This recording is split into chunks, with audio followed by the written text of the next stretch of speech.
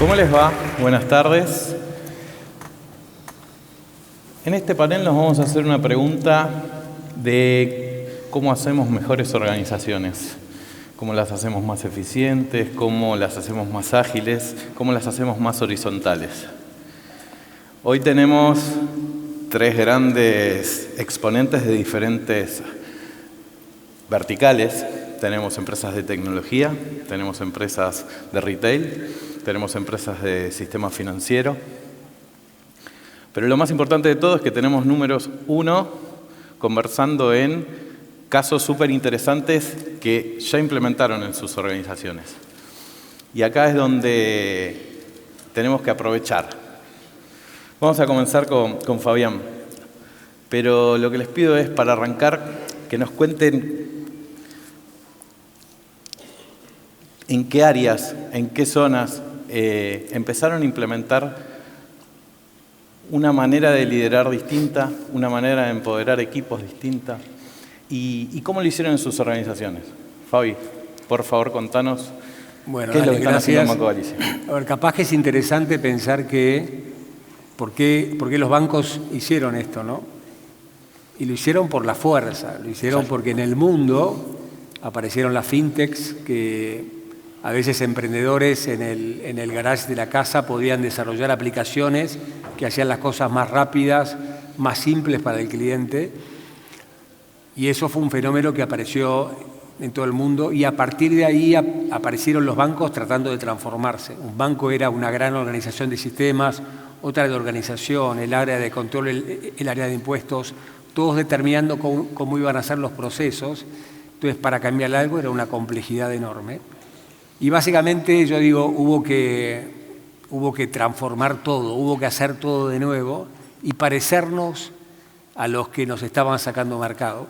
Entonces, ahí apareció la transformación y hoy vas a un banco como Galicia y ya hablamos de tribus, ya está la tribu de medio de pago, la de comercio exterior, la de Everyday Banking, que es la que maneja las operaciones de todos los días de los clientes. Son tribus que deciden los cambios que van a hacer todos los días para que sea más simple para el cliente y están empoderadas. Tienen desarrolladores, tienen arquitectos de datos, tienen UX, tienen todo para poder hacerlo. Entonces son como fintechs. Entonces si me preguntás, es ¿por qué? Porque el mercado nos llevó a eso y porque el cliente cambió. El cliente hoy, imagínense que un banco le pida que llene un formulario para algo. Todo eso cambió. Hoy hay otro mundo. Y los bancos tuvimos que adaptarnos y los que no se adaptaron les costó mucho sobrevivir porque no pudieron competir con fintechs. En Argentina tenemos casos súper exitosos de fintechs que lograron entrar al mercado con soluciones más simples para el cliente. Así que bueno, así fue como lo hicimos con una transformación. Después hay muchos componentes que hay que tocar para que esto ocurra, no es solamente cambiar la organización, pero yo te diría que es una necesidad que vamos a tener todas las empresas para poder competir frente a un cliente que hoy quiere inmediatez, quiere simplicidad y quiere un muy buen servicio, un muy buen producto ya. Y adicionalmente, ustedes están en distintas industrias, aparte del banco, tienen billetera, tienen... ¿Cómo hicieron para separar un poco cada cultura, cada tipo de cliente, cada negocio? Sí. Bueno, nosotros tenemos muchas empresas en Grupo Galicia, está Naranja X, que probablemente es la más grande después de Galicia. Cada una lo hizo por separado. Nosotros tenemos las empresas, tienen su management separado, todos con la misma filosofía, es decir, esta transformación la hicimos en todas las compañías y cada uno la hizo mirando al cliente. Básicamente el indicador número uno era NPS, era qué es lo que el cliente quiere, con qué NPS parto, a qué NPS tengo que llegar. Y eso fue básicamente lo que se hizo y para eso no hubo límites, hubo que cambiar todo, pero básicamente sabíamos que para sobrevivir teníamos que llegar a un servicio al cliente el doble o el triple de bueno o de mejor, porque no era tan bueno, de mejor del que teníamos. Buenísimo. Seba, ¿y cómo es en el caso de Pharmacity? ¿Cómo lo vivimos nosotros? Bueno, algo parecido a lo que decía Fabián. No lo veíamos, no sé si vino de la mano de que aparecieran jugadores, más allá que el e-commerce ya hace muchos años es algo presente y es claramente un cambio de paradigma para el retail. Más allá de eso, la dificultad y por el cual nos planteamos un cambio organizacional vino de la mano de los dolores que teníamos como organización para lograr llevar adelante las oportunidades que teníamos por delante. ¿No? Hace ya más de 10 años empezamos con la necesidad de desarrollar una plataforma de e-commerce, con la necesidad de explorar otras alternativas de productos. Hoy Pharmacity es un ecosistema de 4 modelos de negocio distintos: Pharmacity, Simplicity, Get the Look, The Food Market, y realmente incubar oportunidades de negocio nuevos dentro de una organización que estaba estructurada funcionalmente era muy complejo. Cómo integrar el e-commerce dentro de un nuevo equipo aislado que no sinergizaba y conectaba con el resto de la organización. Esos dolores nos hicieron en una primera instancia pensar en mesas ágiles, pero que no tocaban y rompían con la estructura de toda la compañía. Nos sirvió, pero no fue suficiente. Y la pandemia nos dio el impulso para hacer un cambio radical. Rompimos con el diseño tradicional, funcional de silos, pasando a una estructura en 4 dominios que fuimos transformando en etapas sucesivas. Hace 2 años estamos operando con el modelo totalmente transformado. Son más de 130 equipos ágiles. Rompimos con las posiciones tradicionales, ¿no? Hoy podés ser sponsor, podés ser un owner de un equipo, miembro de un equipo, mentor o facilitador. Y eso le da una versatilidad al talento de la organización. Por supuesto que el desafío cuando armamos semejante estructura tan atomizada de equipos ágiles, por supuesto, para ser ágil vos necesitas, como decía Fabián, integrar diferentes habilidades. No puedes dar una respuesta rápida a un problema si dentro de ese equipo somos todos iguales, pensamos lo mismo y tenemos las mismas habilidades. Eso planteó un cambio de paradigma, por eso digo, en cómo nos organizamos. Pero también hay un desafío cuando uno tenés 130 equipos, cómo te alineás, cómo orientás, porque finalmente tiene que haber una cooperación entre ellos. Y ahí es donde entra un poco el diseño organizacional y la metodología de trabajo, ¿no? Hoy tenemos un ciclado anual para definir pilares estratégicos, un ciclado semestral para socializar y definir objetivos, un ciclado trimestral para definir los KR de ese objetivo para el trimestre, y una revisión que hacemos mensual de la evolución de esos KR que tiene.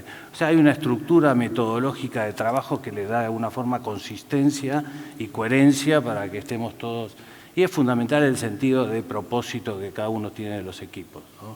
Y creo que es ahí donde se empieza a valorar el talento, el entendimiento del para qué estoy, cuál es mi juego, qué es lo que tengo que hacer en este lugar de la cancha. Y cómo conecta, ¿no? Cómo conecta, a veces me gusta hablar, hacer el paralelismo con el cableo neuronal, ¿no? El cableo del cerebro, ¿no? Cómo tener muchas neuronas, pero si no la tenemos bien cableada no tenemos inteligencia en ese cerebro. Esto es lo mismo.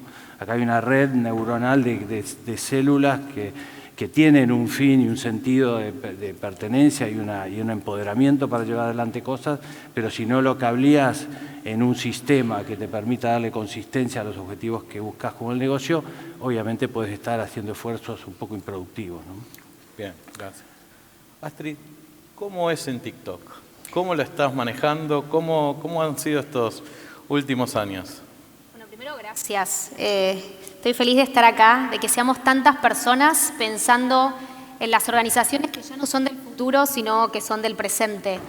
La perspectiva que traigo yo es un poco distinta desde una compañía que nació tecnológica y que es una compañía global, que opera en muchísimos países en el mundo y que por ende las organizaciones que se piensan no se piensan solamente para un territorio y para una cultura, sino que se piensan para poder operar a escala a través de todas las culturas que podemos encontrar en el planeta.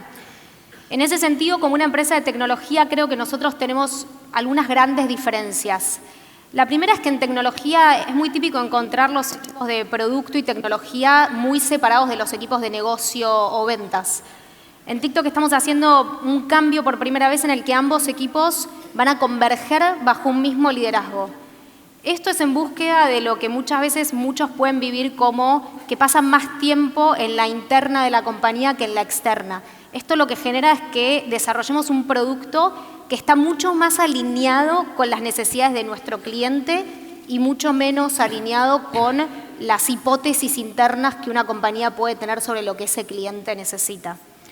Por otra parte, la segunda novedad que creo que tenemos como compañía global es nuestra forma geográfica de organización.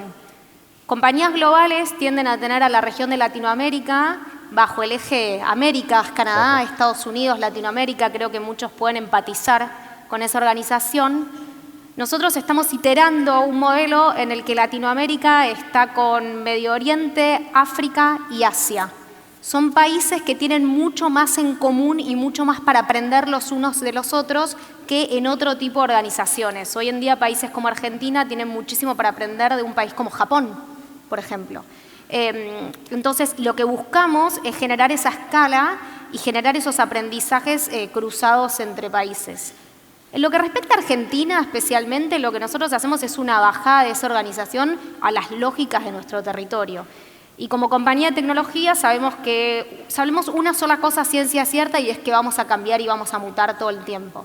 Entonces necesitamos encontrar equipos que sean livianos, que sean ágiles y que entiendan el cambio como un mecanismo de supervivencia y no como una amenaza constante. En ese ADN de las personas es donde sucede la magia sin importar el dibujo organizacional que vos lleves a cabo. Gracias. Seba, ¿qué proyección le ves a estos modelos? ¿Y qué pasa con los mandos intermedios en este tipo de escenarios? ¿Cómo lo ves? Yo creo que, todavía un poco lo decía, no hay forma de funcionar con los desafíos que tienen los negocios hoy con modelos que se diseñaron en la revolución industrial, ¿no? Y creo que organizacionalmente no habíamos hecho esa evolución, con lo cual me parece que la evolución que se está dando va a seguir, por supuesto, madurando, mejorando. Muchas de las limitaciones que nosotros vimos que tenía la transformación estaba muy vinculado al proceso personal de liderazgo que cada uno tenía que hacer para acomodarse a esa nuevo, ¿no? Tal vez antes se le pedía hacer una tarea y tenés que pasar, vos tenés que cumplir un determinado objetivo, ¿no? Bueno. El equipo es el que tiene que diseñar cuál es la iniciativa que eventualmente te va a permitir construir el objetivo, ¿no? Y estábamos diseñados del lugar donde dame la tarea y cumplir, el trabajo era cumplir con la tarea, independientemente del resultado que esa tarea había generado. Eso es un cambio de mindset importante y la forma de liderar, ¿no? Antes el líder era el especialista en un tema técnico y hoy posiblemente tenga mucho más valor otras habilidades que ese líder tiene que desarrollar. O sea, el liderazgo es relevante, por supuesto. Nosotros somos 8.200 personas. Por supuesto que se requiere de un liderazgo intermedio, pero un liderazgo que no necesariamente se tiene que hacer de lo jerárquico. Yo creo que si seguimos pensando que el liderazgo jerárquico, claro, eso va a darte una organización rígida y poco flexible, el liderazgo puede desarrollarse de cualquier ámbito de la organización y se construye, por supuesto, a partir de estos aspectos que tienen que construir las organizaciones. A veces puede ser conectar, ¿no? Integrar habilidades, proponer experiencias, hacerse cargo. Yo creo que hay un cambio de paradigma respecto a cuál es el liderazgo que necesitan las organizaciones y que el liderazgo no necesariamente se tiene que poder ejecutar de la mano de una posición jerárquica dentro de la estructura. Está clarísimo. Fabián, ¿cómo lo están haciendo en Galicia? Hablaste de células, tal vez algo de squads. ¿Cómo lo pensaron? ¿Cómo lo están ejecutando? Bueno, se pensó como un proyecto de transformación y se ejecutó como un proyecto de transformación que tenía muchos componentes. Yo les comentaba el tema organizativo, que este tema de armar los squads y las tribus, pero también hubo que cambiar la arquitectura, por ejemplo, ¿no? Porque uno le deja a la tribu o a un squad que desarrolle sobre una capa de código de software que no es el core system del banco o los sistemas legados, digamos, con lo cual tenés que tener una arquitectura que te permita que mucha gente esté trabajando en diferentes lugares y que eso funcione todo bien. Hubo que adaptar la cultura también, ¿no? Uno de los cambios que hicimos fue la cultura orientada al cliente y bueno, ahí hubo mucho trabajo, un equipo muy grande que empezó a hablar del cliente, a entender lo que era el cliente, el concepto de clúster, digamos, que para nosotros hoy es súper simple que es, yo no tengo 3 millones de clientes, yo tengo 100.000 que son clientes que invierten, tengo otros 100.000 que son probablemente jubilados que van a cobrar una vez por mes, tengo otros 200.000 que son gente que tiene la tarjeta y que aprovecha descuentos. Entonces, ¿cómo convivo, cómo organizo los journeys, los viajes, las transacciones para cada uno, cómo satisfago todo eso? Esa empatía por el cliente, ¿no? Ese deseo de entender qué es lo que quiere el cliente y el concepto de que el cliente decide por emociones. Esto la gente de consumo masivo lo sabe mejor que nosotros. La gente decide por emociones. Vos puedes pensar que sos un ser humano racional y tomas decisiones puramente racionales, pero probablemente decidas el 90% de las cosas por emociones. Y la emoción de que no te contesten, Claro. de que pusiste un reclamo y nadie te atienda, de que no ande un aplicativo, de que no te resuelvan un problema, es central a la hora de lograr un NPS más alto. Entonces, ese cambio cultural fue central, es decir, el hecho de que todos pensamos en el cliente, todos trabajamos y dedicamos todo el día a desarrollar aplicativos que resuelven los problemas del cliente. Yo contaba antes, cuando estábamos esperando, que hace muchos años había en el banco una regla de oro que era tenés que contestar en el día los mails y los mensajes, no te puedes ir sin contestar. Ahora ya lo medimos en segundos porque entran mensajes por TikTok, por Instagram, por Facebook, por los WhatsApps. Entonces, ¿cómo gobernamos toda esa mensajería que entra al banco? ¿Cómo nos aseguramos que todo eso se conteste con indicadores de segundos o de minutos? Es mucho más complejo, pero siempre pensando en el cliente y en lo que el cliente quiere hoy, digamos. Con lo cual, yo creo que si yo lo hiciera de nuevo, creo que el tema cultural es el tema central. Claro. Y a partir de ahí empezás a construir la parte más dura, pero la gente tiene que entender que al final del día es eso y que hoy tenés algunas herramientas y seguramente en 4 años tendremos otras herramientas, pero al final del día es individuos, ya sea para una empresa o para una persona que opera con un banco, son individuos que tienen que lograr que su vida sea más fácil, más simple, más efectiva, más rápida. Eso es definitivamente el trabajo de todos nosotros. Gracias, Fabián. En bloques anteriores se planteó, y Matías nos contaba, y algunos empresarios nos estaban contando, que hay cierta estabilización en la macro. Eso creo que pone el foco en las organizaciones para empezar a ver la productividad, a ver la innovación.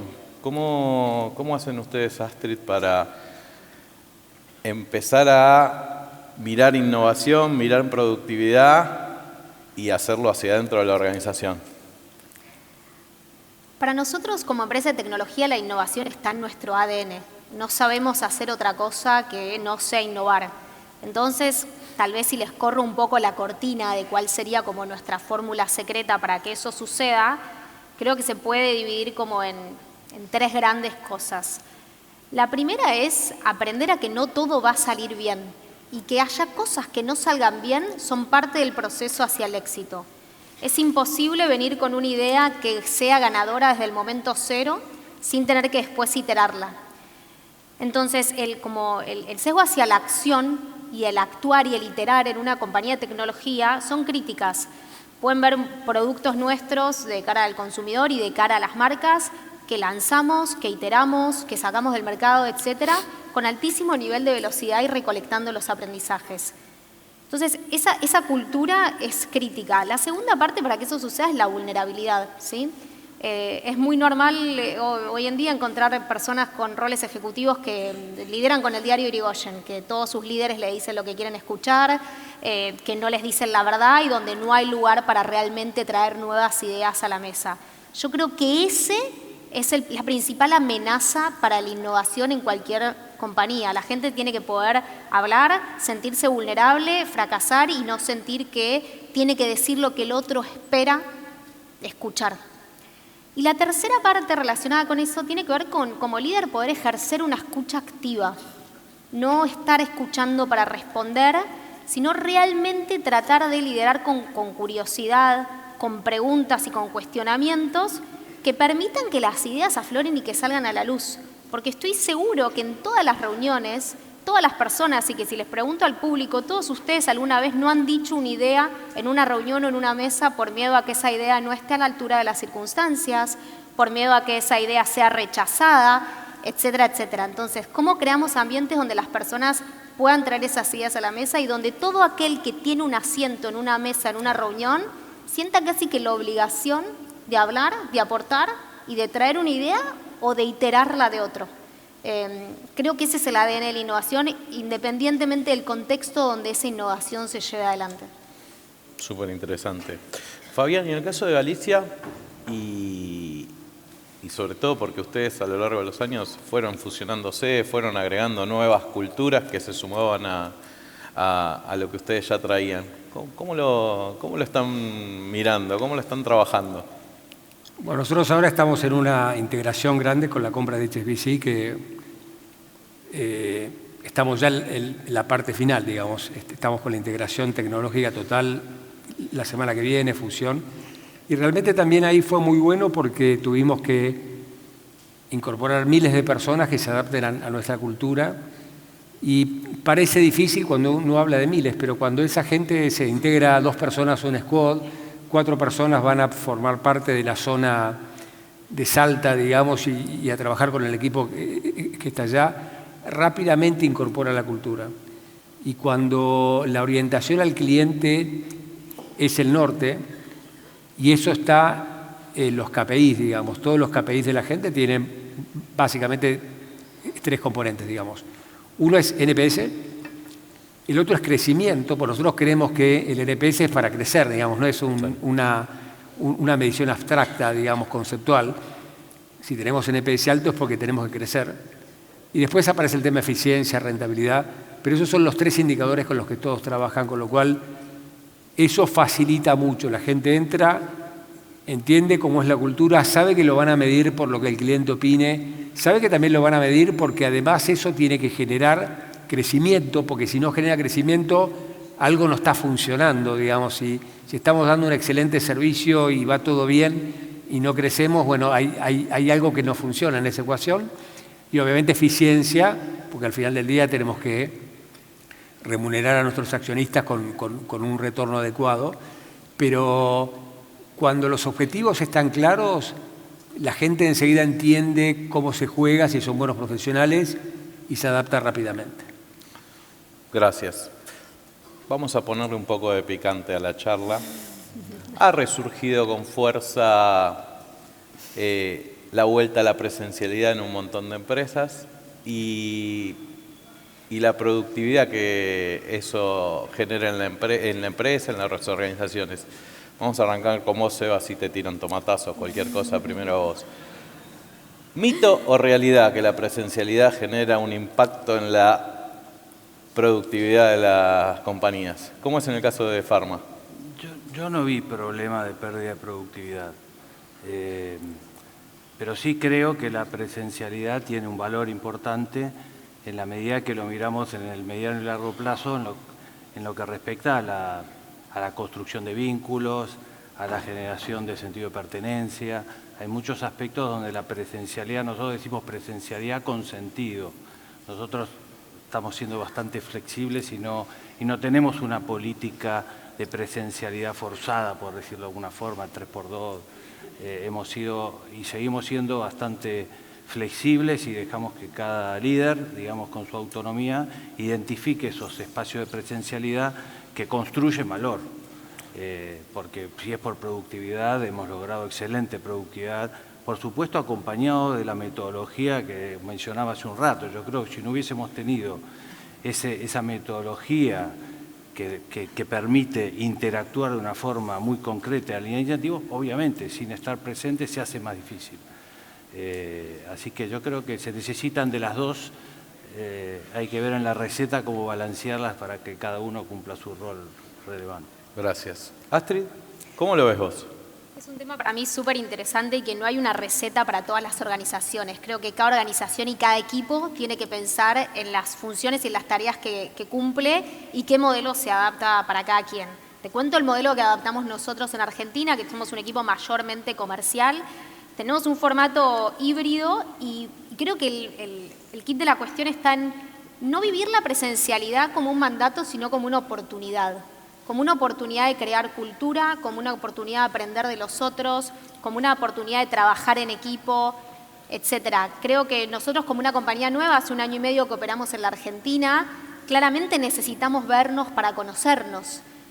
Te sumo el último punto, que me parece que en una era de inteligencia artificial y donde realmente la forma de trabajar va a verse transformada todavía en formas que creo que ninguno de nosotros sabe o conoce, creo que hay que recuperar el valor de lo humano.